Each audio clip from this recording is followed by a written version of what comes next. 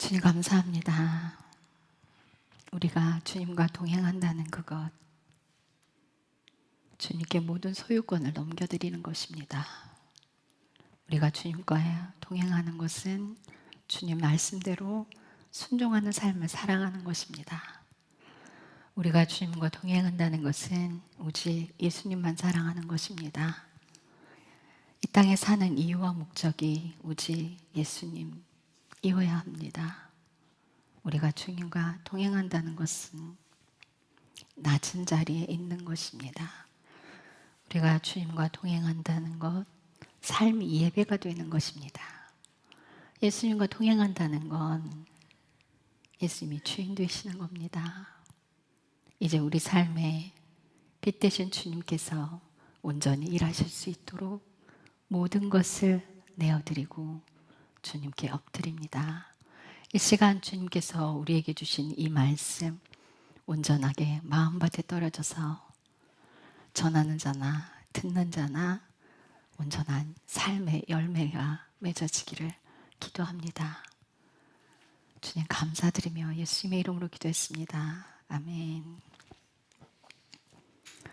자, 오늘 요한일서 5장 1절에서 13절까지 교독하겠습니다.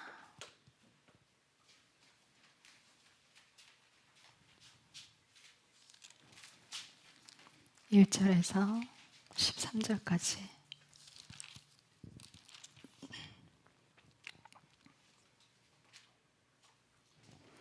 자, 제가 먼저 읽겠습니다. 누구든지 예수님께서 그리스도이심을 믿는 자는 하나님에게서 태어났으며 낳으신 그분을 사랑하는 자는 다 그분에게서 난 자도 사랑하느니라. 우리가 하나님을 사랑하고 그분의 명령들을 지킬 때 이것에 의해 우리가 하나님의 자녀들을 사랑하고 있음을 우리가 아나니 우리가 그분의 명령들을 지키는 것, 이것이 하나님을 사랑하는 것이니라. 그분의 명령들은 무겁지 아니하니 이는 무엇이든지 하나님에게서 태어난 것은 세상을 이기기 때문이라. 세상을 이기는 승리는 이것이니 곧 우리의 믿음이니라. 예수님께서 하나님의 아들이심을 믿는 자가 아니면 세상을 이기는 자가 누구냐? 이분은 물과 피로 오신 분이시니 곧 예수 그리스도시니라.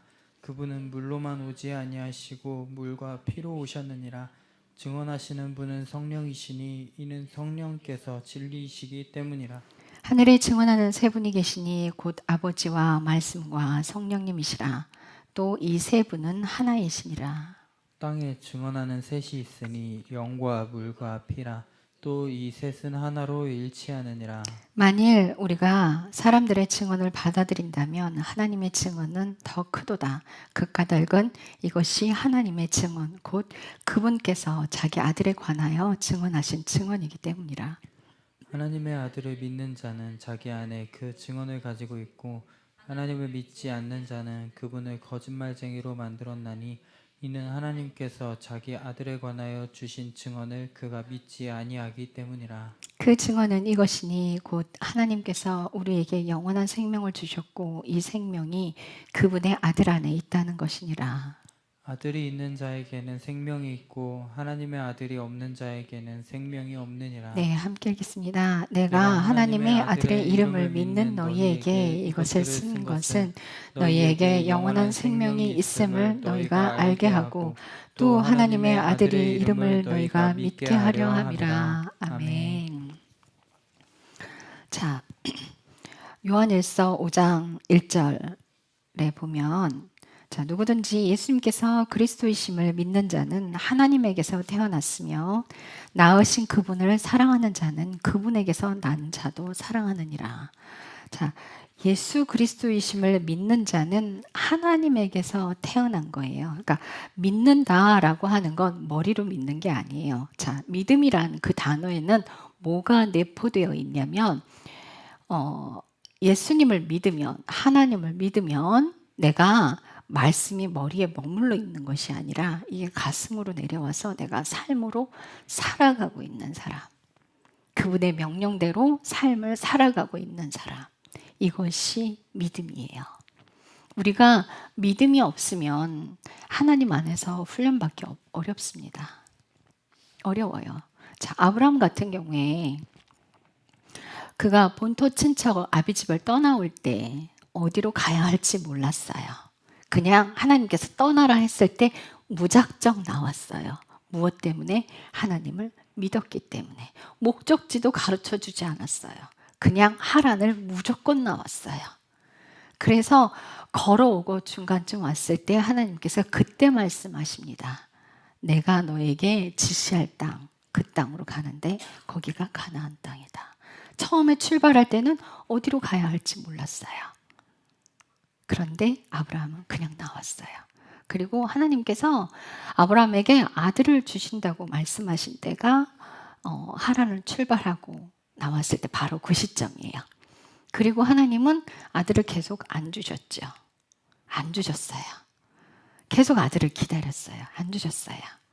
그런데 하나님을 믿지 않는다면 기다릴 수 없었죠. 믿음이 있었기 때문에 기다린 거예요. 자, 우리가 믿음이 최고인 줄 알아요. 근데 하나님께서는 믿음을 단련하여 인내를 이루신대요. 믿음이 없이는 결단코 인내하지 못하고 내가 일하게 돼 있습니다. 물론 중간에 아브라함도 자기가 일을 했어요. 사라의 말을 듣고 그 하인을 취해서 내가 이제 아이를 못 낳게 생겼다. 내 하인을 들여보낼 테니까 거기서라도 아들을 얻어라. 그래서 사라의 말을 듣고 아들을 낳았는데 하나님 뭐라 그러세요? 그 아들이 아니다. 사라의 태에서 반드시 싸워야 하리라. 하나님을 믿었어요. 믿었어요. 근데 그분을 믿지 않았다면 물론 그 아들을 주신다는 그 믿음은 살짝 흔들렸어요. 근데 나머지의 삶이 아브라함은 늘 돌짝밭인 헤브론에 거하고 부한 땅으로 가지 않았어요. 만약 그 사건 하나로 아들을 안 주셨어? 하나님 가짜야. 이렇게 여겨버리고 그렇게 하나님을 불신했다면 그러니까 이 사건은 아브라함이 하나님을 불신한 사건이 아니에요. 그냥 그 부분에 대한 것만 약해졌을 뿐이에요. 삶은 변하지 않았어요. 삶은 늘 그분의 명령대로 따라 살았어요. 그냥 변질되는 사람들은 뭐가 변질되냐면 삶이 변질돼 버려요. 삶이 불순종으로 이어져 버려요. 그런데 아브라함은 그렇지 않았어요. 그렇기 때문에 하나님께서 아들을 주신 거예요. 불순종을 연거푸하고 아브라함이 하나님을 떠나버렸다면, 육신이 즐기는 것들을 따라 살았다면 아들을 안 주셨어요.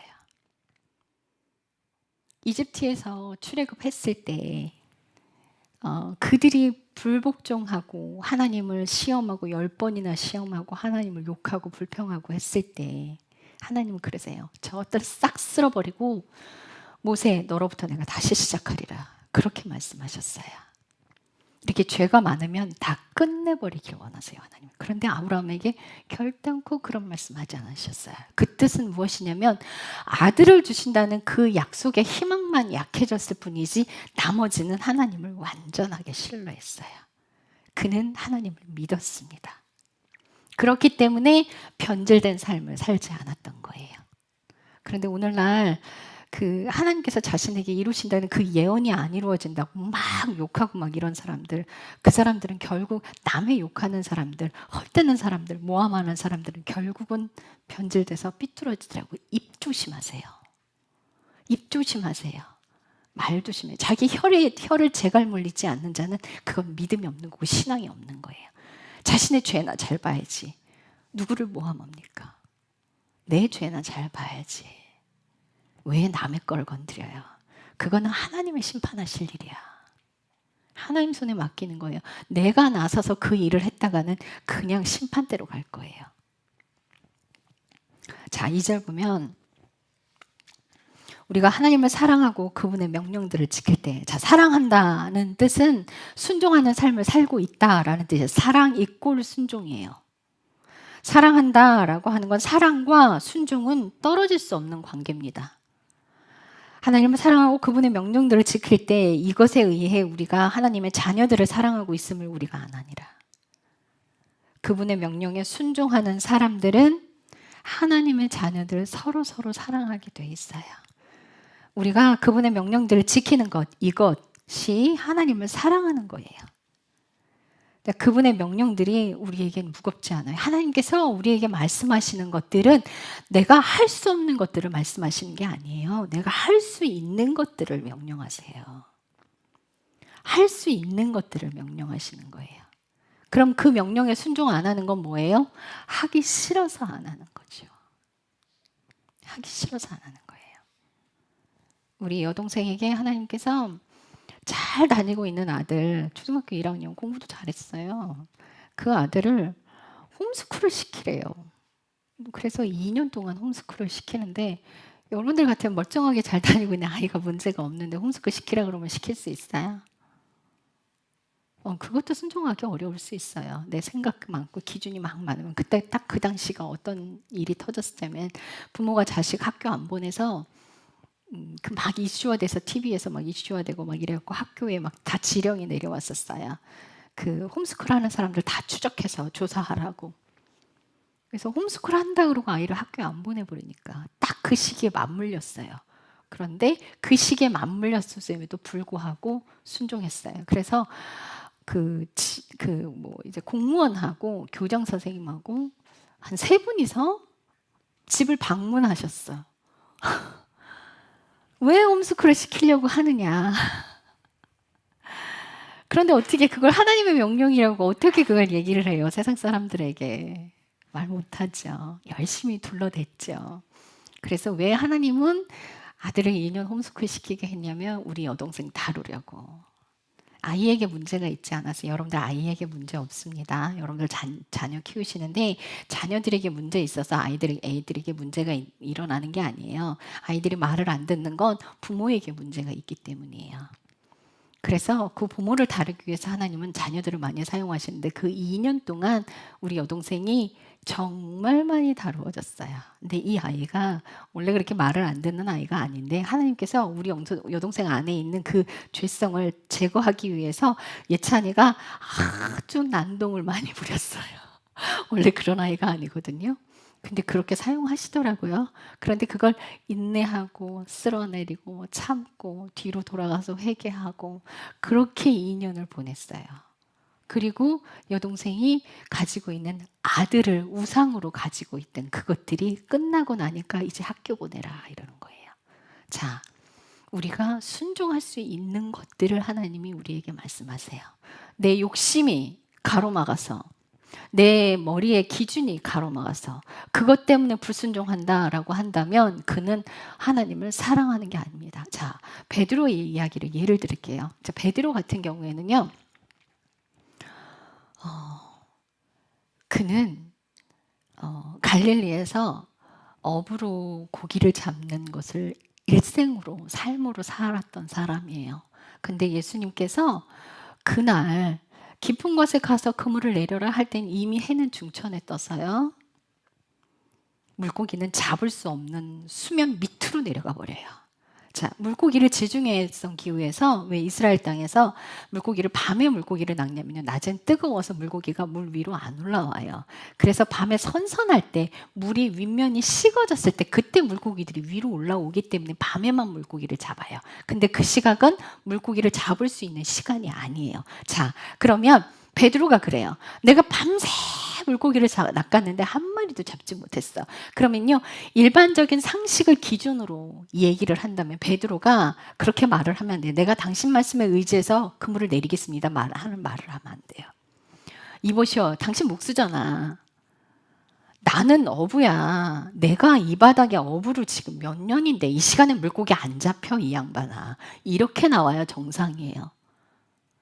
이렇게 우리가 가지고 있는 그 기준들, 내 경험으로 만들어진 것들, 내 지식으로 쌓여져 있는 그런 것들이 불순종하게 만드는다. 그러면 그는 예수님을 사랑하는 자가 아닙니다. 내가 예수님 명령에 순종을 한다라는 것은 내 상식을 무너뜨리고 내가 가지고 있는 경험을 뒤로 하고, 그래서 베드로가 그러잖아요. 내가 밤새 잡았는데 못 잡았습니다. 그런데 당신의 말씀에 의지하여 그물을 내리겠습니다 했을 때 물고기 많이 잡아서 걷어 올렸어요. 주님께 순종한다는 건 내 생각을 가지고 순종하면 안 돼요. 나의 기준을 가지고는 순종 못합니다. 내 기준과 내 상식을 무너뜨려야 돼요. 그걸 뒤로 배제시키고 명령만 기억하십시오. 그분이 내게 뭐라고 말씀하셨나 그대로 순종하십시오. 그래야 그분이 일을 하십니다. 그렇지 않고 나의 기준을 내세워서 자꾸 이건 안 돼요, 저건 안 돼요라고 하시면 주님도 내게 말씀을 안 하십니다. 왜요? 순종 안 하니까. 자, 하나님의 음성을 듣는 이유는 딱 하나입니다. 무엇 때문에? 순종하기 위해. 자, 말씀을 안 들린다라는 건 마음에 하나님이 주셨는데 그 사람이 계속 불순종, 한 번 불순종, 두 번 불순종 이러면 이제 하나님 음성 안 와요. 듣는 자에게 말씀하십니다. 말씀은 듣는 건 사랑해서 순종하려고 그래서 말씀을 듣는 거예요. 하나님의 말씀이 희교애적으로 나는 하나님의 음성을 잘 못 들어 그러면 육신에 따라 사는 거예요. 이제 육신을 사랑하는 삶을 그 삶을 청산하고 하나님 안으로 들어오면 그 음성은 반드시 들립니다. 내가 과거의 삶을 청산하겠습니다. 내가 돈을 가지고 여지껏 살았는데 그거 버리고 내가 하나님만 사랑해서 내 인생을 하나님께 드리겠습니다. 이제 내 삶을 주님이 주인 되시는 삶을 살아가겠습니다 라고 기도하는데 내 삶에 회개를 하고 돌아가는데 왜 하나님께서 그 음성을 안 주시겠어요? 순종하겠습니다. 정말 철저하게 순종하시겠습니까? 그 삶으로 들어가시겠습니까? 선택은 여러분들에게 있습니다. 자, 믿음은 다시 기억하세요. 믿음은 믿습니다 라는 게 믿음이 아니에요. 믿음은 듣고 삶으로 살아내는 게 믿음이에요. 그게 믿음이에요. 믿음이 있으면 살게 돼 있어요. 자, 이제 6절부터 8절까지의 말씀을 자세히 읽을 텐데요. 이 구절은 우리가 보는 일반적으로 보는 그 성경에는 축소돼 있어요. 말씀이 축소돼 있어요. 자, 근데 봅시다. 이분은 물과 피로 오신 분이시니 곧 예수 그리스도시니라. 그분은 물로만 오지 아니하시고 물과 피로 오셨느니라. 물과 피로 오셨는데 증언하시는 분이 계시는데 이분이 성령이시래요. 이는 성령께서 진리이기 때문에 그분이 물과 피로 오신 걸 증언하셨다는 거예요. 자, 이걸 설명을 드릴 거예요. 그분이 세례를 받으실 때 마태복음 3장 16절 마태복음 3장 16절 17절 제가 빠르게 읽겠습니다. 예수님께서 침례를 받으시고 곧바로 물속에서 올라오실 때에 보라 하늘들이 그분께 열렸으며 또 하늘에 하나님의 영께서 비둘기같이 내려와 자기 위에 내려앉으시는 것을 그분께서 보셨는데 보라 하늘로부터 한 음성이 나서 이르시되 이 사람은 내가 사랑하는 아들이라 내가 그를 매우 기뻐하노라. 누가 증언하셨어요? 하나님께서 언제? 침례 받으실 때 물속에서 올라오실 때 증언하셨어요. 자, 그런데 이분께서 하나만 더 찾읍시다. 요한복음 15장 26절.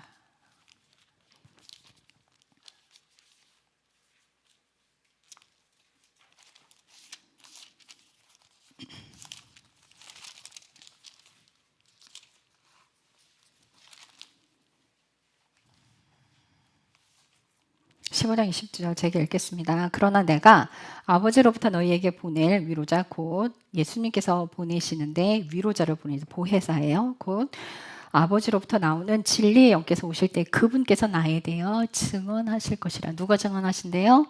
성령님이 성신님이 그분을 증언해 주신대요. 자, 성령님이 증언하시는 분이신데 그분이 물과 피로 오신 걸 증언하신다는 거예요. 예수 그리스도께서 레위기에 보면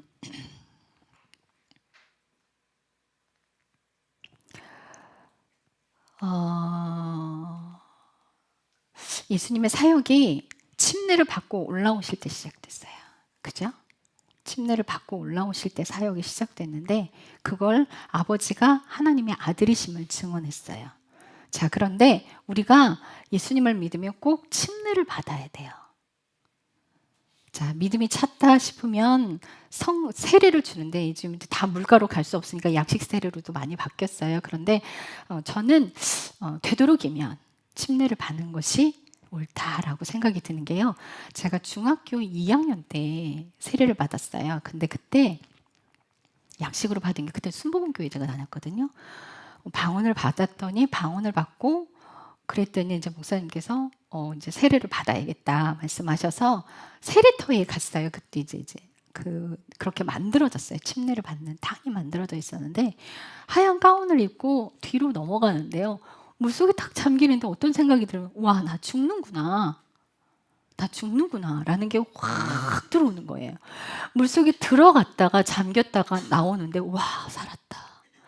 야, 이거는 경험을 해봐야 하는구나 라는 걸 그때 알아. 정말 죽는 것 같은 느낌이 드는 거예요. 그냥 약식 세례에서는 이런 느낌을 받지 못해요. 물속에 숨 쉴 수 없는 공간으로 우리가 들어가는 거예요. 자, 이 구절을 자세히 설명하고 있는 구절이 있는데요. 로마서 6장 3에서 8절 이거 찾읍시다. 로마서 6장 3에서 8절.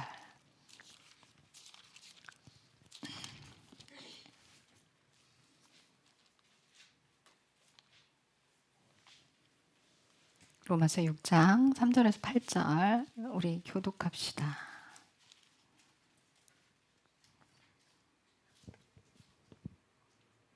찾으셨나요?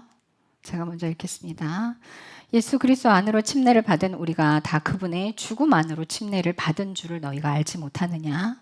그러므로 우리가 죽음 안으로 침례를 받아 그분과 함께 묻혔나니 이것은 그리스도께서 아버지의 영광에 의해 죽은 자들로부터 일으켜지신 것 같이 그렇게 우리도 생명의 새로움 속에서 걷게 하려 함이라.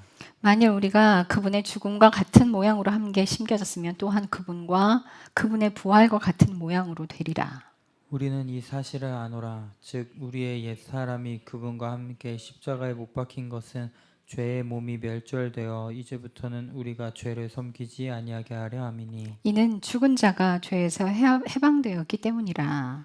이제 만일 우리가 그리스도와 함께 죽었으면 또한 그분과 함께 살 줄을 우리가 믿노니. 네, 아멘. 네. 자, 침례라고 하는 건 이스라엘 사람들에게 유대인들에게는 무덤과 어머니의 자궁 이 두 가지 의미를 함께 내포하고 있어요.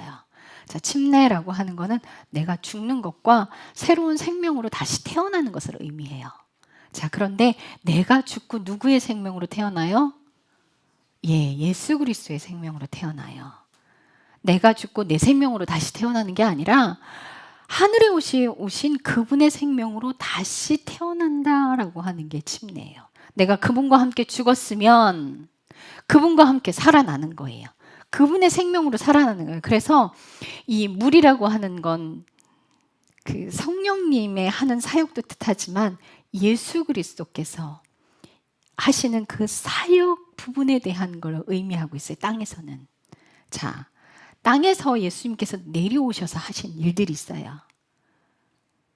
물로 우리를 세례를 받게 하고, 그죠? 그 다음에 그분이 피로 오셨어요.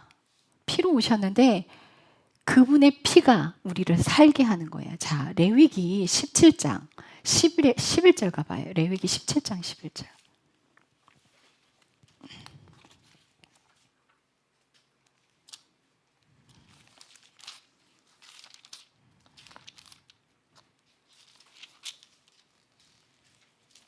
장 11절.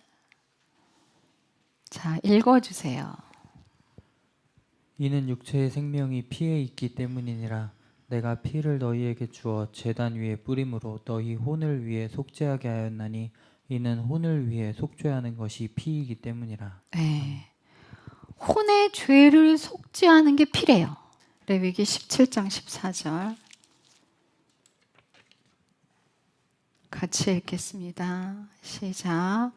이는 피가 모든 육체의 생명이기 때문이지 육체의 피는 육체의 생명을 위한 것이니라. 그러므로 내가 이스라엘 자손에게 말하기를 너희는 어떤 육체의 피도 먹지 말라 하였나니 모든 육체의 생명은 그 육체의 피이므로 누구든지 피를 먹는 자는 끊어지리라. 예. 육체의 생명은 피에 있대요.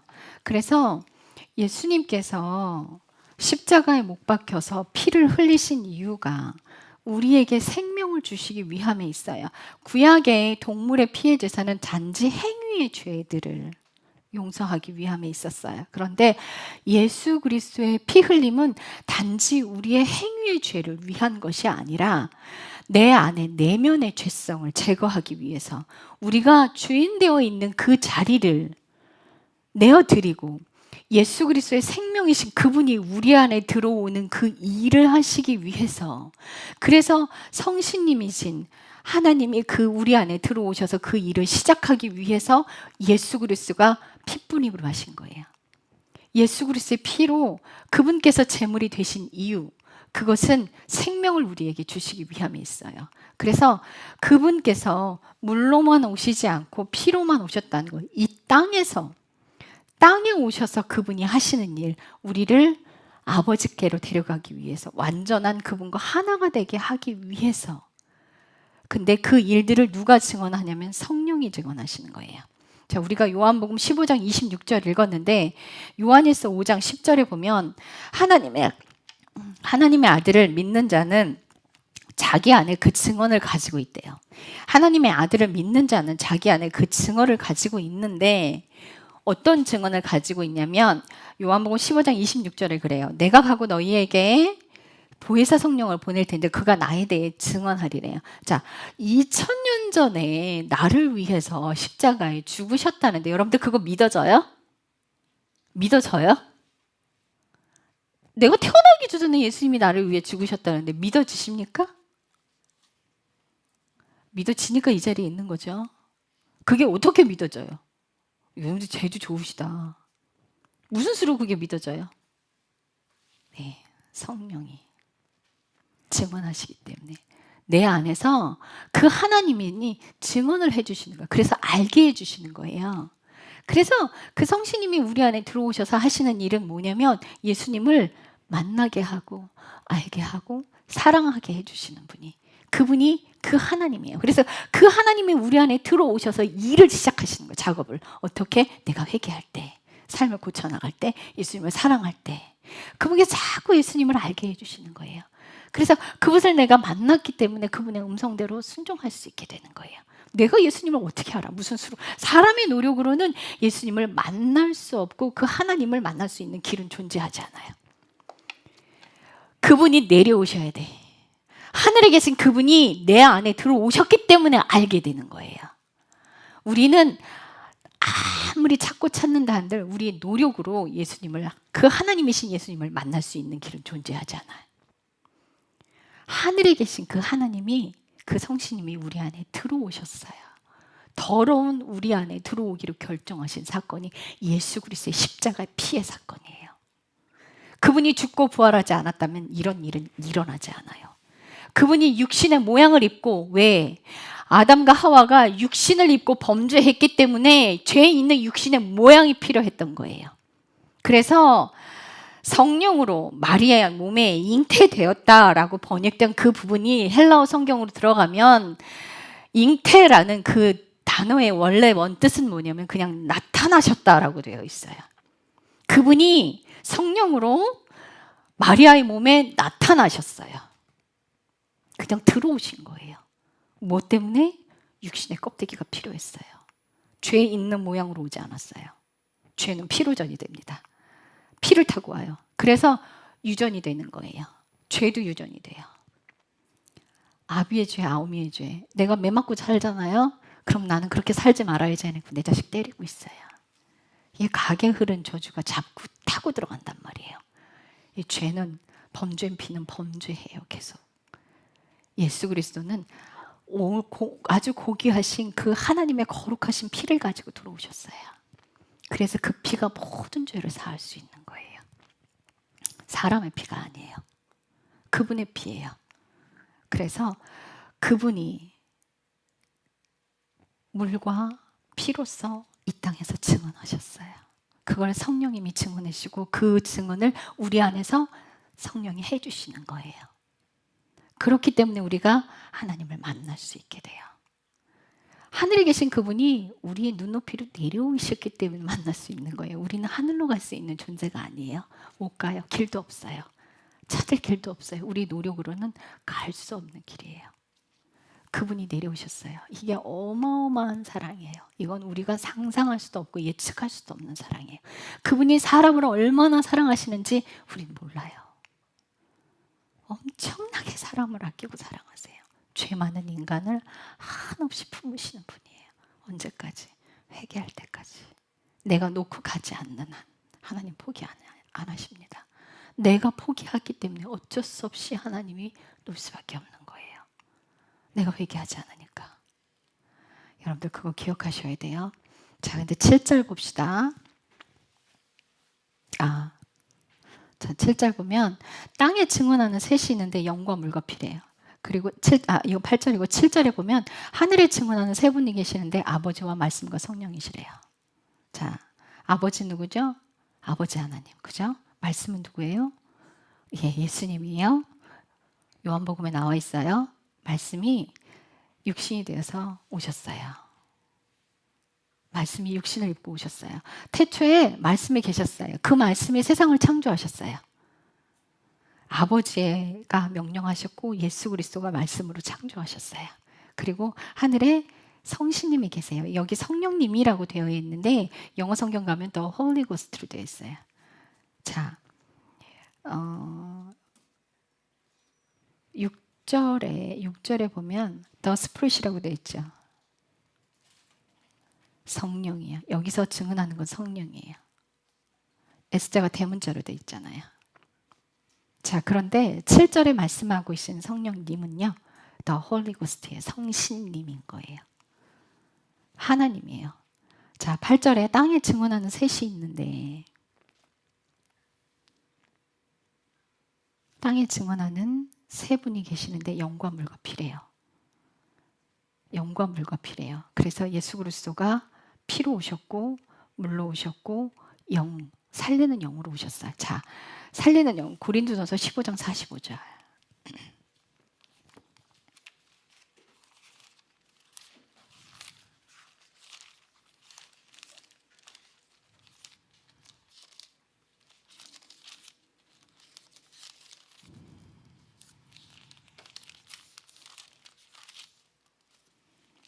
고린도전서 15장 45절 같이 읽겠습니다. 시작. 그러므로 기록된 바 첫 아담은 살아있는 혼이 되었더라 함과 같이 마지막 아담은 살려주는 영이 되셨느니라. 자, 아담은 하나님께서 창조하셨을 때 후 하고 루아흐를 불어넣으셨어요. 혼을 불어넣으신 거예요. 혼. 영을 불어넣으신 게 아니에요. 혼을 불어넣으셨어요. 그래서 숨을 쉬게 됐어요. 그래서 마지막 아담은 살려주는 영이 되셨어요. 그분은 육신의 껍데기만 입고 오신 것이지 그분은 영으로서 우리 안에 들어오신 거예요. 그래서 그분의 영이 우리 안에 들어와야 그분의 생명이 우리 안에 들어와요. 우리가 영으로 태어나지 않으면 육으로 태어나는 건 끝까지 육이에요. 영으로 태어나야만 영의 생명을 얻을 수 있어요. 예수 그리스도가 우리 안에 들어오셔야, 그래야 우리야 영을 따라 사는 거예요. 육신을 따라 사는 사람들은요, 육신의 일들을 걱정해요. 육신의 일들을 생각해요. 뭐 먹지? 우리 아이 대학 어디 보내지? 회사를 어딜 들어가야 되지? 뭘 먹고 살아야 되지? 내가 사업을 해야 되는데 어떤 사업을 하지? 땅의 것들을 막 열심히 생각해요. 그런데 영으로 태어난 자들은요, 땅의 것들을 고민하지 않아요. 이 영으로 태어난 자들은 그분의 말씀대로 명령으로 살아가는 거예요. 뭐라 그래요? 너희가 쓰고 입고 필요한 것들은 내가 이미 다 알고 있어. 너는 육신의 일들을 생각하지 마. 나의 일을 생각하고 내 나라와 의를 위해 기도하거라 해요. 우리가 육신을 따라 살면 죽을 수밖에 없어요. 그분의 명령대로 살아갈 수가 없어요. 내 안에 영이 있어야 영에 끌려 살아요. 여러분들 영에 끌려 사는 사람 돼야 돼요. 육에 끌려 사는 사람은 끝까지 육신을 따라갈 수밖에 없습니다. 하나님의 명령대로 사는 사람은요, 돈에 끌려다니지 않아요. 여러분들 돈을 지배하려고 돈을 벌면요, 돈의 지배를 더 당합니다. 내가 돈을 휘두르려고 돈을 따라가면요, 망해요. 하나님으로, 하나님이 주시는 능력과 하나님이 주시는 믿음으로 돈을 이겨내야 돼요. 돈에게 끌려다니지 마세요. 내가 아무것도 없어도 그분이 나를 먹이고 입히시는 걸 경험해야 돼. 내게 돈을 가져가시는 건 하나님을 경험하라는 뜻이에요. 여지껏 지금껏 네가 의지해왔던 그 돈을 놔. 네가 내 말에 순종하면 돈이 들어올 거야. 여러분들 그 경험을 하셔야 믿음이 성장을 합니다. 하나님께서 너 골탕 한번 먹어봐라 하고 돈을 가져가시는 게 아니에요. 너 나만 봐. 나만 봐. 그러면 경험하게 돼요. 네. 그분이 나를 먹이고 입히시는 걸 경험하게 돼요. 와, 내 아들 학비가 들어오네? 정말 주님만 바라보고 그분의 명령대로 순종했더니 내게 필요한 돈이 들어오네. 이게 돈을 이기는 거예요, 여러분. 그분의 말씀대로 살아갈 때 불을 이동시키는 것도 하나님이에요. 물질을 옮기는 것도 하나님이에요. 내가 물질을 따라가고 물질을 이겨내겠다 그러면 물질에게 잡아먹혀버려요. 만몬에게 잡아먹혀요. 그렇게 살면 안 돼. 돈이 없을 때 두려워하지 마십시오. 하나님 그분을 보세요. 내가 돈이 없을 때 계속 두려워하면요, 사탄은 그걸 계속 엄습하고 들어와요. 그런데 하나님을 한번 경험하고 나잖아요. 하나님이 나를 먹이고 입히시는 걸 경험하고 나면 그깟 돈 아무것도 아니라는 거 알아요.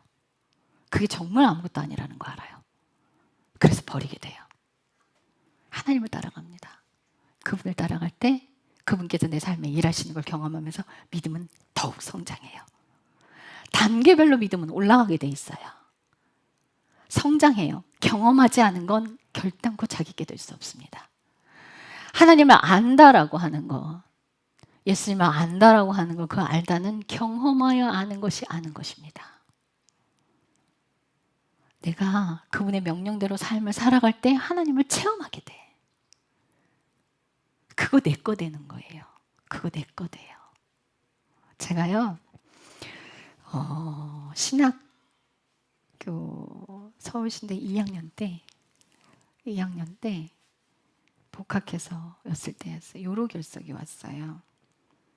수업 시간에 수업을 들어갈 밥도 제대로 못 먹고 식판을 갖다 놨어요. 숨을 쉴 수가 없었어요. 수업 시간에 들어갔는데 너무 힘든 거예요. 막 식은땀이 막 나고.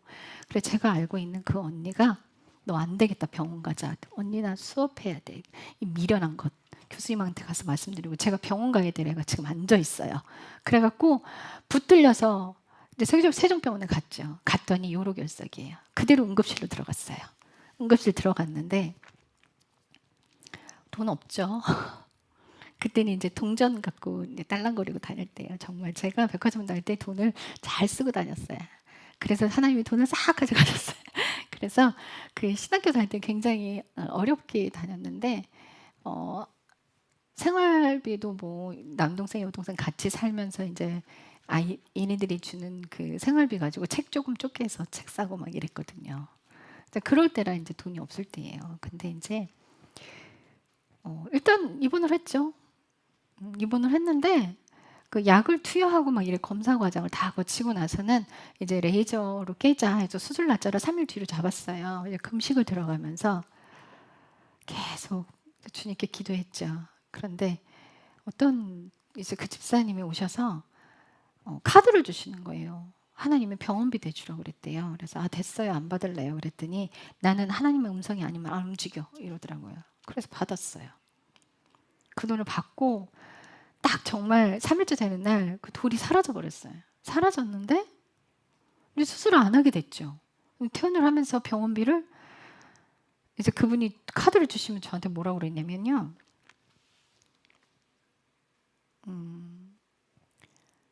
주는 사람의 기쁨을 알게 하라 그랬대요. 정말 고통스러웠거든요. 요로에서 정말 고통스러운데 주는 사람의 기쁨을 알게 하라 그랬대요. 저 그때 사람한테 돈 안 받을 때예요.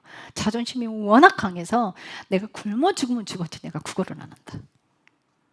절대 입도 안 벌렸어요. 그런데 딱 병원비가 딱 들어와서 계산하러 갔는데 30만 원 딱 나온 거예요. 그래서 27만 원 서울신대 학생이라 10% 할인해서 27만 원 계산하고 나왔는데 그분이 뭐라 그러냐면 자기가 이제 밥 굶는 학생들 식권을 다 대줬는데 하나님 그거를 통장으로 따로 모으게 하더니 딱 30만 원 모였대요. 딱 30만 원 모였는데 3만 원 남겨주셨네 이러더라고요. 그러면서 제가 그 아픈 거 경험하면서 제가 뭐라고 그랬냐면, 하나님 말씀으로 하시죠. 알아들었을 텐데. 그럼 주님 뭐라고 하시는지 아세요? 사람은 미련해서 경험하지 않으면 자기께 되지 않는다. 예. 경험하지 않은 건 내게 아닙니다. 남의 간증 백날 천날 들어야 소용없습니다. 그게 내 것이 되려면 내 삶에서 내가 경험해야 돼요. 그래야 내게 되는 거예요. 살아낸 자가 말할 수 있습니다. 살아낸 자가 예수님을 알게 됩니다. 살아낸 자가 아버지에게로 갈 수 있습니다. 여러분들 살지 않고는, 순종하는 삶으로 들어가지 않고는 내 것이 될 수 없어요. 남의 간증 백날 천날 들어봐요. 그건 그 사람 거야. 내 거 절대 아니에요. 절대 아닙니다. 내 것이 되려면 그분의 명령대로 사십시오. 음성이 안 들립니까? 말씀 열심히 읽으세요. 여러분들 말씀만 똑바로 읽어도 이단으로 안 빠져요. 말씀만 읽어도요, 제대로 읽어도 분별할 수 있어요. 바울이 말씀을 전할 때 그것을 듣고, 말씀을 듣고 상고하고 묵상해서 진짜 저 말이 맞는지 확인하는 그런 사람이 된, 그런 사람처럼 여러분들 삶도 그렇게 돼야 돼요. 정말 저 사람이 하는 말이 말씀에 맞는가 보셔야죠. 여러분들 목사님이 하시는 그 말씀으로만 성경을 가지고 그게 성경이 전부다라고 이해하지 마십시오. 예수님을 진짜 사랑한다면 말씀 읽으세요. 시간 투자하십시오. 쓸데없는 데 시간 낭비하지 마세요. 말씀 읽고 기도하는 삶은요, 그거는 믿는 자들에게 사명이에요. 그래야 살죠. 그래야 분별해내죠. 말씀 모르는데 어떻게 살아요? TV 보는 시간 끊어, 줄여요. 다른 즐거움들을 끊어내란 말이에요. 그리고 말씀을 읽으세요. 그 말씀 다른 사람에게 적용하지 마세요. 가르치려고 성경 보지 마십시오. 내가 살려고 성경 보는 거예요. 그 말씀 속에서 내 죄를 보려고 성경 보는 거예요. 열심히 말씀 보셔야 돼. 그 시간 투자하지 않으면요, 하나님께 결단코 잘 못 들어가요. 삶으로 잘 살아내기 어려워요. 사탄을 내쫓아야 되는데 말씀으로 내쫓아야죠. 내쫓아야지. 나를 지배하고 있는 완전한 그 사탄은 내가 순종하면 나가요. 말씀대로 순종할 때 사탄이 나가요. 그런데 내게 순간순간 찾아오는 두려움이나 이런 것들도 말씀으로 내쫓으세요. 예수님께서 사탄을 말씀으로 물리치셨던 것처럼. 읽어야 알죠. 읽어야 알지. 무슨 수를 알 거예요.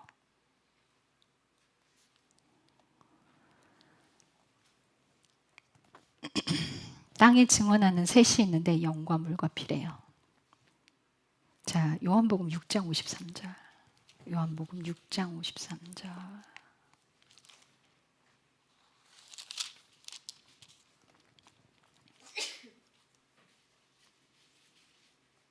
요한복음 6장 53절.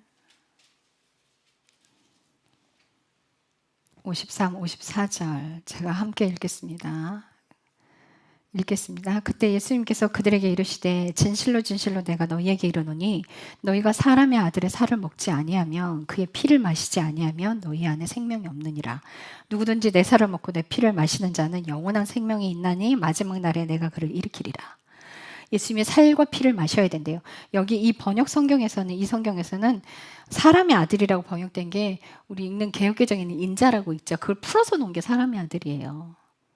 인자, 사람인 아들자, 육신을 입고 오신 아들 인자. 인자라는 표현이 예수 그리스도 한 분에게만 사용하세요. 그래서 예수님의 피와 살을 먹지 않고는 영원한 생명으로 들어갈 수 없는데, 그럼 무슨 수로 예수님의 피를 마시냐? 어떻게 하면 예수 그리스도가 피가 내 안에 들어오실까? 내가 회개할 때. 근데 회개는 뭐예요? 입술로만 하는 거? 아니요. 입술로 회개했으면 삶에서 고쳐져야 돼요. 이게 진짜 회개. 내가 입술로 하지 않겠습니다. 죄를 다시 짓지 않겠습니다. 그 삶에서 그 죄를 짓지 않고 죄에서 돌이킬 때, 그때 예수 그리스도의 피가 내 안에 들어와요. 그리고 그분이 말씀하시는 거, 그분의 음성을, 마음의 음성이 오잖아요. 성경으로 음성이 오잖아요. 성경을 읽을 때 와, 이게 내 말씀이구나 받아들였으면, 그죠? 이걸 내가 살아야지. 삶으로 살아낼 때 말씀이 살이 돼요. 성경대로 내가 삶을 살 때 말씀이 살이 되고 들리는 마음으로 들리는 그 음성대로 순종을 할 때 말씀이 예수 그리스도의 살이 내 안에 들어와요. 근데 그분의 피를 마시는 거, 회개하는 삶을 살아가는 거, 그분의 살을 먹는 거, 말씀대로 순종하는 삶을 사는 것. 그 말씀대로 그분의 말씀이 내게 왔을 때 내가 살아서 내는 거, 그게 말씀이 내 안에 거하는 것. 내가 말씀으로 그 말씀에 살아 움직이는 게, 내가 살아내는 게 살아 움직이는 거예요. 내가 움직이고 있으니까 그분의 명령대로 내가 살아내는 게 살아 움직이는 거예요. 그 말씀에 거하는 거예요. 묵상하는 게 거하는 게 아니에요. 물론 묵상해야 합니다. 달달달달 외운다고 내가 자동으로 사라지는 게 아니야. 내가 의지를 들여서 내가 순종하는 삶으로 가야 해요. 아브라함이 본토 친척 아비 집을 떠나올 때 어디로 갈 바를 알지도 못했는데 떠나온 것처럼, 그가 순종한 것처럼 나도 순종하는 삶을 살아가는 거예요. 그 삶을 살아갈 때 예수 그리스도의 살과 피가 내 안에 들어와요. 베드로전서 1장 22절. 베드로전서 1장 22절.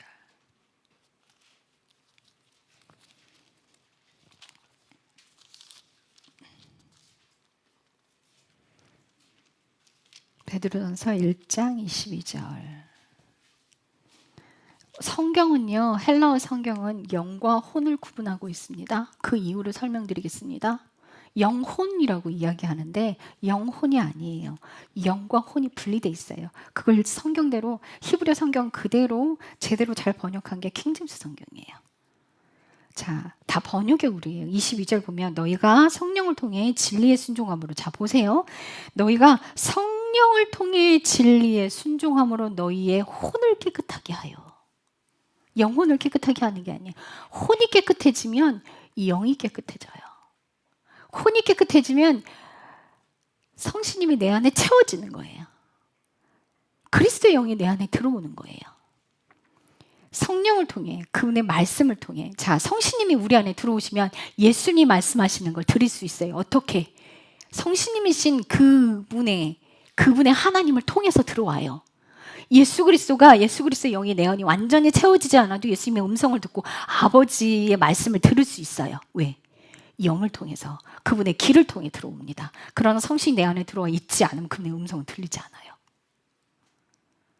성신이 내 안에 들어왔다라는 건 내가 순종하고 살겠다라는 그 고백과 함께 내 삶이 이어졌기 때문에, 순종하는 삶이 이어졌기 때문에, 회개의 삶이 이어졌기 때문에 그분이 내 안에 계시는 거예요. 그래서 그 길을 통해서 예수님의 음성도 들리고 아버지의 음성도 들립니다. 그 영을 통해 들어와요. 그런데 성령을 통해 진리에 순종할 때는 거예요. 내가 하고 싶은 걸 하는 게 아니에요. 내가 헌신봉사를 한다고 내 영이 깨끗해지는 게 아니에요. 그게 아니라 그분의 명령대로 사는 것이에요. 그분의 명령대로 살아갈 때. 여러분들 다시 말씀드려요. 헌신봉사는 믿는 자의 덕목이에요. 그냥 그건 다 해야 되는 거예요. 전부 다 그렇게 살아가야 되는 것이지, 그거를 한다고 내 혼이 깨끗해지는 게 아니에요. 마땅한 거예요, 그건. 자, 성령을 통해 진리에 순종함으로 우리의 혼이 깨끗하게 하여 거짓 없이 형제들을 사랑할 수 있게 되었으니 순수한 마음으로 서로 뜨겁게 사랑하라. 자, 그런데 고린도후서 4장 7절 가봐요. 고린도후서 4장 7절.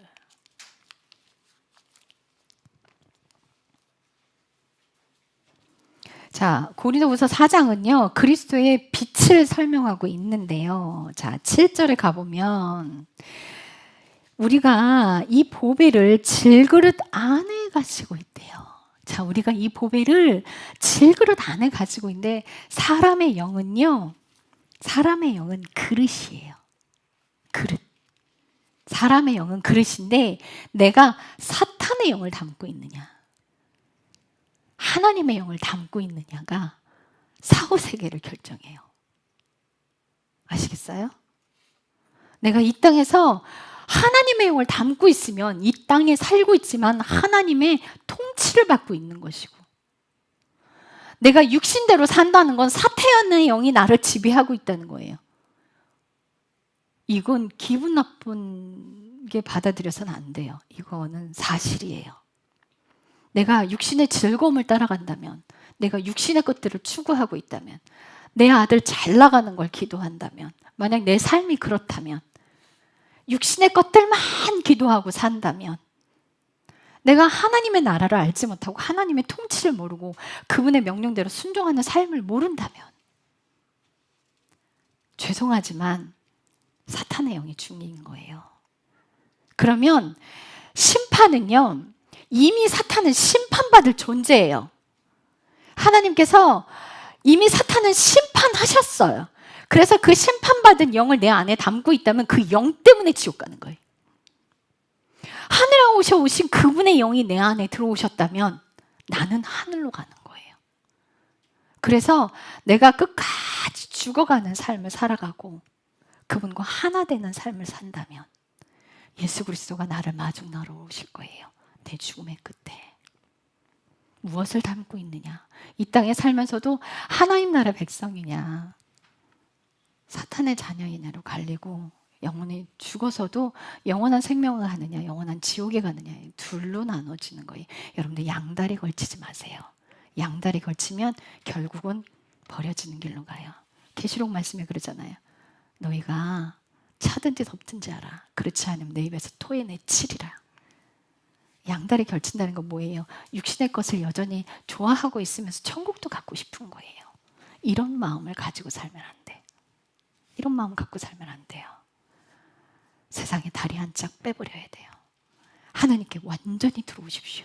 그래야 들어갈 수 있어요. 내가 양다리 걸치고 있으면 하나님이 나를 끌고 가지 않아요. 왜? 내 마음이 나누어져 있단 말이에요. 마음이 나누어져 있기 때문에 이 온 마음을 들여서 하나님께 옮기지 않는 한 하나님은 강제로 아무것도 안 하십니다.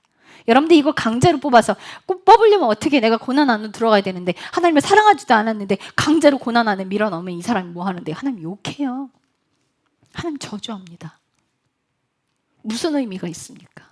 우리가 죄성이 제거되려면 십자가 안으로 들어가야 되는데 완전히 마음을 들여서 그분을 사랑할 때만 십자가 안에 들어갔을 때 감사를 찾아내는 거예요.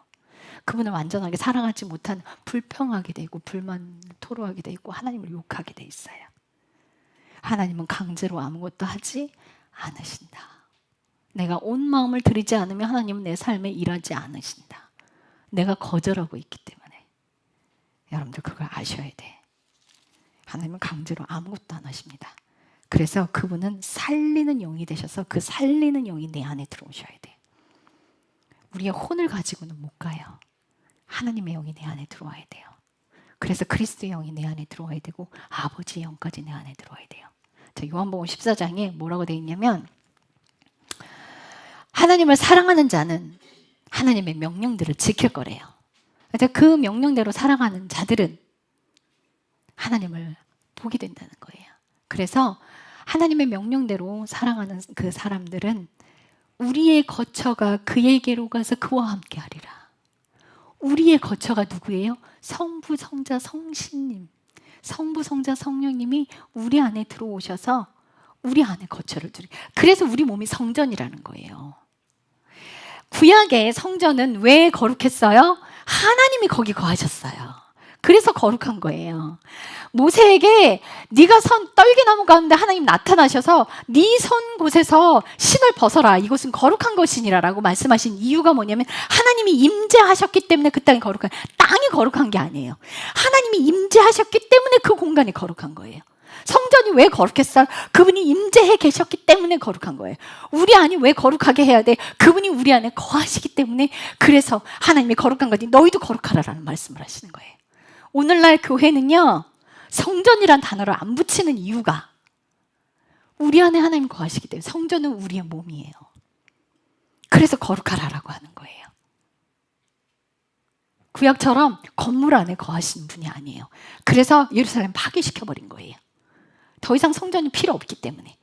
예수님의 그 십자가 사건으로 인해서 그 성신님이 우리 안에 들어오셨기 때문에 더 이상 건물 안에 존재하잖아요. 그래서 교회는 건물이 아닙니다. 교회는 건물이 아니고 예수님을 믿는 사람들, 예수님이 주인인 그 사람들의 모임이 교회인 거예요. 이렇게 모여있는 주님을 사랑하고 예수님이 주인으로 계시는 그분들이 함께 하는 예수님을 주인된 분으로 모시고 사는 그 사람들이 모여 있는 게 교회예요. 우리가 사랑해야 되고 서로 사랑해야 되고 아픈 자들, 상처받은 사람들 사랑해야 되고 일터에서 나 못되게 구는 사람들을 사랑해 줘야 되고 여러분들 내 환경 속에 처해서 나를 못되게 구는 사람들 사랑해 주세요. 자, 그래서 19절에 보면 11, 19절 같이 읽을게요. 11절, 12절 같이 읽겠습니다. 시작. 그 증언은 이것이니 곧 하나님께서 우리에게 영원한 생명을 주셨고 이 생명이 그분의 아들 안에 있다는 것이라. 자, 예수 그리스도의 생명 안에 영원한 생명이 있어서 그분의 영이 우리 안에 들어와야만 영원한 생명이 있는 거예요. 자, 12절. 아들이 있는 자에게는 생명이 있고 하나님의 아들이 없는 자에게는 생명이 없느니라. 그리스도의 생명이 내 안에 들어와야 돼요. 내가 죽고 그리스도의 생명으로 다시 태어나는 사람, 그 자가 하나님의 사람입니다.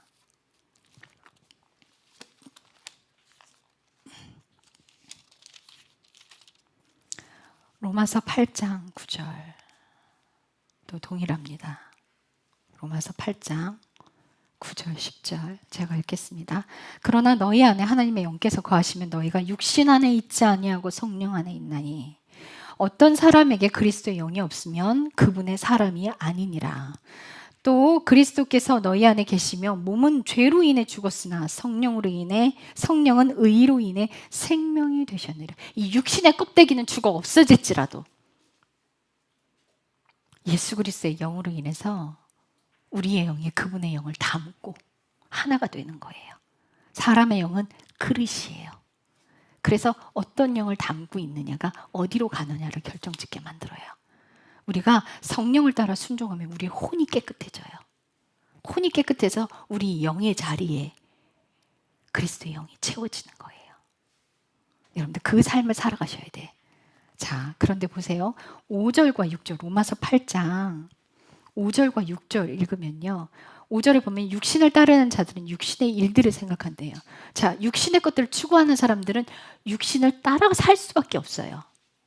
육신적인 것들을 생각하는데 당연히 육신적인 것을 따라가죠. 성령을 따른 자는 성령의 일들을 생각하는데 육신적으로 생각하는 것은 사망이에요. 우리가 육신의 것들을 생각하기 때문에 육신의 것들을 추구하게 되는 거예요. 그러나 영의 생각을 하는 사람들은 영적으로 생각하는 것은 생명과 평안으로 인도해요. 그래서 7절에 육신적인 생각은 하나님의 법에 복종하지 아니하면 참으로 복종할 수도 없대요. 육신적으로 생각하는 사람들은 내가 하나님 뜻대로 살겠습니다. 입술로 아무리 고백을 해도 살 수가 없다는 거예요. 이미 육신적인 생각을 하고 있기 때문에 육신적인 것을 추구하고 그쪽으로 따라 살게 돼 있어요. 이건 입술의 고백으로 되어지는 게 아니에요. 영의 생각을 해야 영에 끌려 사는 사람이 됩니다. 맨날 고민하는 게 먹고 사는 거 걱정하고 있고 내 자식 학교 가는 거 걱정하고 여러분들 수시로 육신적인 생각들이 막 휘말려서 그것들만 추구하고 산다면 아우 내 아들 고3인데 어느 데 가야 되나 서울대 보내야 되는데 내 아들 대학 잘 가게 해달라고 하나님 앞에 기도하고 내 남편 승진하게 해달라고 기도하고 다 뭐예요. 여러분들 육신의 생명 끊어지면 다 필요 없는 것들. 내가 죽으면 끊어지면 내 육신이 죽어서 끝나면 아무것도 나에게 도움을 주지 못하는 것들은 다 육신의 생각이에요. 내 생명이 끊어져도 내가 끝나도 영원히 갈 수 있는 것 그게 영의 생각이요. 하나님의 것들을 생각하고 하나님의 나라를 생각하고 하나님의 의를 위해서 기도하고 내 죄 때문에 통곡하고 내가 예수 그리스도의 삶을 살아가기 위해서 내어드리고 그 안에서 감사를 찾고 육신의 행복을 추구하지 마세요. 하나님의 것을 따라가는 자, 영의 것을 생각하는 자 그가 영에 끌려 사는 사람, 그가 순종하는 사람이 될 수 있어요. 그래야 내 앞에 마음으로 하나님이 말씀하셨을 때 그때 내가 내 발을 내딛어 순종할 수 있는 거예요. 그렇게 되는 사람이 돼야 돼요. 교회는요, 종교가 아닙니다. 종교가 돼서는 안 돼요. 교회는 생명입니다. 기독교는 생명이에요. 예수 그리스도의 생명을 흘러가게 하는 곳이 교회여야 돼요. 여러분들 먹고 쓰고 입는 거 육신에 필요한 것들을 따라 살지 마세요. 그래서 그것을 끊어내기 위해서 초창기에 교회가 세워졌을 때 다 전재산 다 팔아 사도발 앞에 놨던 거예요. 무엇 때문에? 육신적인 것들을 끊어내기 위해서. 육신의 것들을 갈망하지 못하게 하기 위해서. 정말 너희가 예수 그리스도를 따라 살려느냐? 돈 다 팔아. 가난한 사람들 싹 다 주든지 헌금을 하든지 네 삶에서 돈을 치워버려. 그리고 주님의 명령대로 살아가라. 그럼 그분이 먹이고 입히시리라. 나는 세상을 창조했고 나는 너희가 필요한 것이 무엇인지 싹 다 알고 있다. 내 뜻에 순종한다면 내가 너를 먹이고 입히리라. 그렇게 살아가는 거예요. 제가 한 예만 들게요. 제가 알고 있는 그 전도사님 중에 한 분이 있었어요. 그래서 제가 광야 이야기를 했을 때 제가 광야를 들어가겠대. 스스로 들어가겠다고 그랬어요. 광야를 스스로 들어가겠대. 김미진 강사님, 그분이 뭐 재정에 관한 말씀들을 많이 하셨는데 다른 거 다 빼고 난 그분 뭐 전부 다를 말씀드리는 게 아니에요. 거기 보면 그분 광야 가신 것들 막 본인이 알지 못하는 부분들에 저는 그런 것들이 막 보이더라고요. 그분이 광야 가실 때 제주도 가서 1년을 예수전도단에 학교를 다녔는데 그동안은 간장과 밥만 먹고 살았어요. 근데 그게 너무 감사했대요. 근데 이 친구가 통장에 돈 그대로 놔두고, 그죠? 통장에 돈 놔두고 와이프한테 간장에 그냥 밥만 달라고 한 거예요. 이 뭐 하는 거예요, 지금? 돈이 없는 상태에 와야지. 행위를 하라는 게 아니에요. 통장에 돈 의지할 곳 다 쌓아두고 행위를 하라는 게 아니에요. 정말 아무것도 없는 상태에서 진짜 먹을 게 없어서 간장에 밥 먹은 거예요. 그 행위가 아니라. 근데 이 사람이 이 전도사님이 무슨 결정을 했냐면 결혼할 때 받았던 그 돈 친정과 처가에 싹 다 돌려줬어. 이제 광야 들어가겠다고. 그래서 다니던 교회를 그만두고 처가가 태국이었어요. 그래서 거기를 갔는데 아내가 임신을 해버렸네. 덜컥. 왜 임신을 했을까? 하나님이 반드시 시험하지. 스스로 광야 가겠다고 했거든. 하나님이 밀어넣은 게 아니야. 본인 스스로 가겠다고 했어요. 그래서 네가 진짜 가려느냐 하고 아이를 줘버렸어. 이제 아빠 믿음이 흔들리기 시작하네.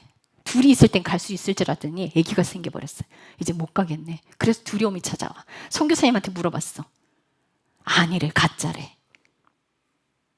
목사님한테 가서 물어봤대. 그렇게 인생 사는 거 아니래. 그러면서 제가 틀렸다는 거예요. 본인 스스로 들어가겠다고 했어요. 그때 제가 깨달았어요. 아, 자기가 가겠다고 하는 사람 망하는구나. 하나님이 밀어넣으셔야 되는구나. 하나님을 사랑해야 하나님이 그 고난 속으로 밀어넣으시는구나.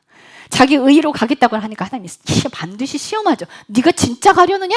어디 그래. 그럼 믿었으면 미동하지 말아야지. 그러면 아이가 없을 때 아이가 있으면 하나님이 일하시고 아이가 없으면 하나님이 거꾸로 말씀드렸네요. 아이가 없으면 하나님이 일하시고 아이가 있으면 하나님이 일 안 하시나? 자기가 여전히 주인 되어 있기 때문에 두려운 거야. 처자식을 먹여 살려야겠다는 생각이 든 거죠. 둘만 있으면 뭐든 할 수 있을 것 같았어요. 그래서 그 사람 어떻게 됐을 것 같아요? 다시 사역 자리로 가더라고요. 예, 제가 시킨 거 아무것도 없었어요. 본인이 하겠다고 나섰어요. 말리지 않았습니다. 전 입 다물었어요. 그때 배웠어요. 아, 자기가 하겠다고 하면 안 되는구나. 시험에 빠지는구나. 내 의로 나서는 일 다 망하는구나. 예, 하나님만 사랑하십시오. 그분이 알아서 당신의 인생을 끌고 가실 겁니다. 그럴 때 순종하십시오. 그럴 때 순종하세요. 내가 스스로 고난을 찾아 들어가지 마십시오. 내 의로 무엇을 하려고 들지 마십시오. 하나님께서 안내하실 겁니다. 하나님께서 동행하실 겁니다. 하나님께서 그 고난을 함께 해주실 겁니다. 스스로 찾아가지 마십시오. 자, 여러분 이제 14절부터 마지막 절 몇 절 안 남았고요. 요한 2서도 사실상 요한 3서도 이렇게 딱히 이렇게 하나하나 설명드릴 내용들은 없어요. 그래서 여러분들 이제 마지막까지 그냥 읽어보시고요. 읽어보시고 끝내시고 그리고 다음 주 수요일 날은 제가 은사에 대한 것을 짚어드리겠습니다. 그러니까 은사의 하나님이 원래 말씀하신 그 은사의 의도와 은사가 우리 삶에 무슨 역할을 하는지를 자세하게 말씀드리겠어요. 네, 기도하겠습니다. 주님 감사합니다. 주님 사랑합니다. 우리가 살고 있다는 건 예수님과 함께 호흡하고 있다는 것입니다. 주님의 뜻대로 살아가고 있다는 것입니다. 육신이 원하는 대로 삶을 살지 않고 예수님께서 말씀하시는 대로 삶을 살고 있다는 것이 예수 그리스도의 생명이 우리 안에 들어와 있는 것입니다.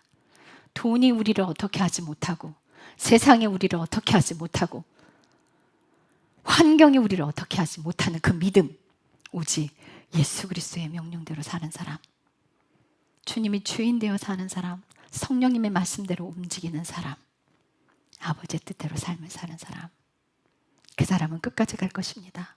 오직 마음과 뜻과 생명을 당해서 하나님을 사랑하는 그는 하나님께서 끝까지 인도해 가실 것입니다. 우리가 그 사랑하는 자리, 그 자리 지키기 원합니다. 사랑해야 내 모습이 보이고, 사랑해야 놓을 수 있고, 사랑해야 포기할 수 있고, 사랑해야 순종할 수 있고, 사랑해야 갈 수 있습니다. 아버지께 가는 그 길은 사랑하지 않으면 보이지 않습니다. 그 길은 정말 신비한 길입니다. 사랑하는 자에게 보입니다. 사랑하는 자가 믿음으로 한 발 내디딜 수 있습니다. 사랑하는 자는 자신의 육신의 생명을 내려놓을 수 있습니다. 주님, 하나님만 사랑하겠습니다. 우리 삶의 목적이 오직 예수 그리스도가 되기를 소망하고 또 소망합니다. 주님 감사합니다. 예수님의 이름으로 기도했습니다. 아멘.